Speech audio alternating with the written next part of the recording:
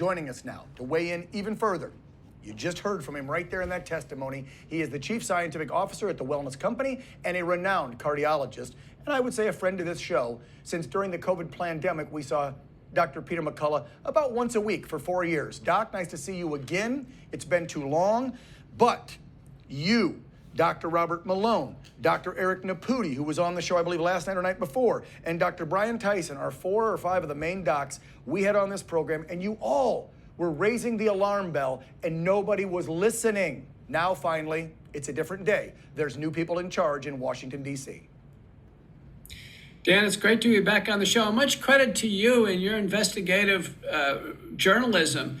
You were right all along on all of these points, and you, along with me and others, were vilified. I'm holding now the output of this meeting. This is a summary, and it is a stunning document.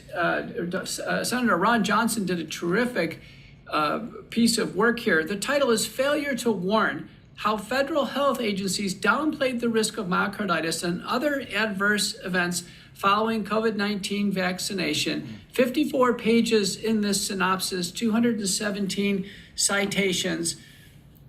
What came out yesterday was abundantly clear.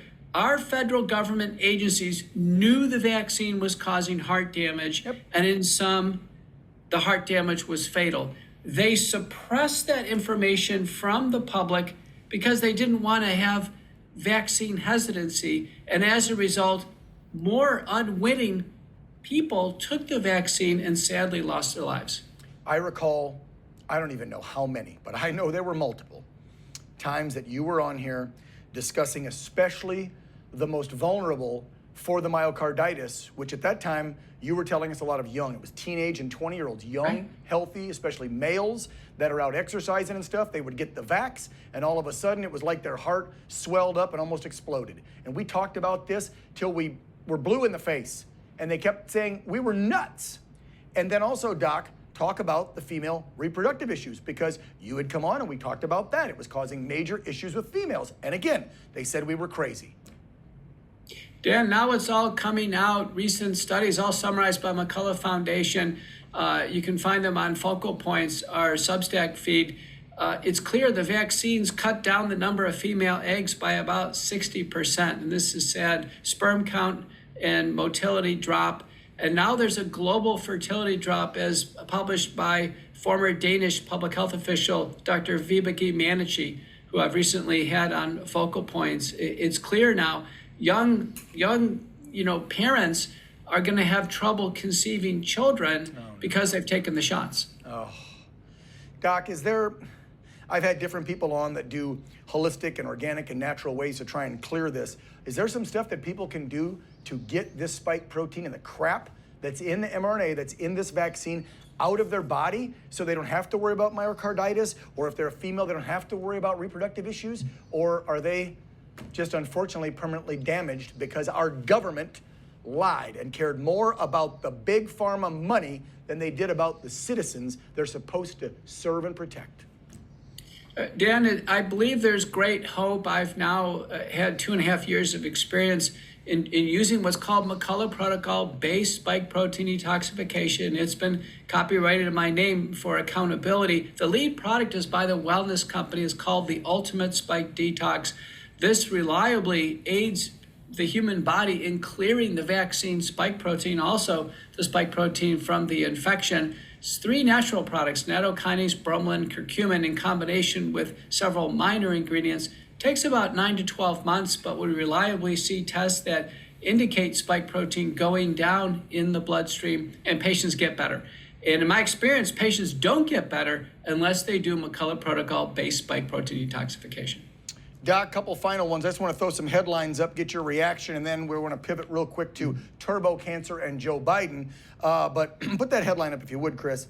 So the FDA is now, all of a sudden, thank goodness, because somebody else is in charge, ordering Pfizer and Moderna to expand their warnings of the COVID-19 for possible heart injury.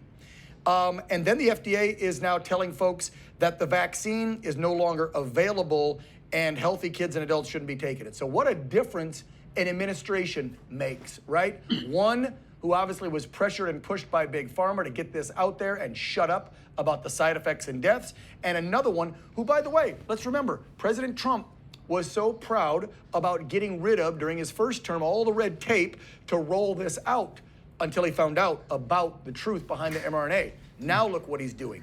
He's like, look, yeah, I get that Operation Warp Speed. That was historic because there's so much red tape. But now that he's learned about these side effects, look what he's having his FDA do.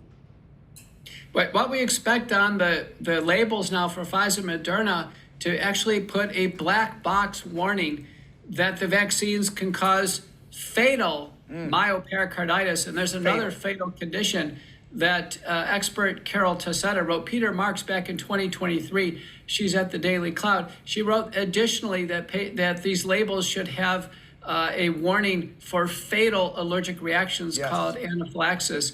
Now, in terms of restricting the number of people eligible for vaccination, it's good in theory, but they still say that 31 million adults my age, 31% of the population rather, should be taking COVID shots. The reality is only 15% of people are taking COVID shots. So they're still way off. Doc, less than 30 seconds left. I'm just going to pivot quick because I know you were asked this on the Hill too, and everybody's been yakking about this. The big revelation that in addition to dementia, Joe Biden also has this late-stage prostate cancer. And I've had many doctors now tell me that one of the main reasons it probably accelerated so fast was because they gave the man 6 of these shots, which can cause turbo cancer. In your professional opinion, do you think that occurred? He took 6 shots. He has the most aggressive form of cancer, and it's progressing rapidly. Yeah, I think it's turbo cancer. Oh, no. Well, see, and that's why President Trump has been sympathetic to Joe Biden, because he didn't know what they were doing to him. Let's be real, with the dementia. They shot him up with this mRNA, and now they've, in essence, killed him with the cancer. That's why President Trump can recognize who's really to blame, the enablers behind it. Dr. Jill, his chief of staff, these enablers in that regime. Doc, as always, thank you for being a voice of common sense, of science, and of trying to help your fellow man. God bless you, Doc. Thank you. Yeah.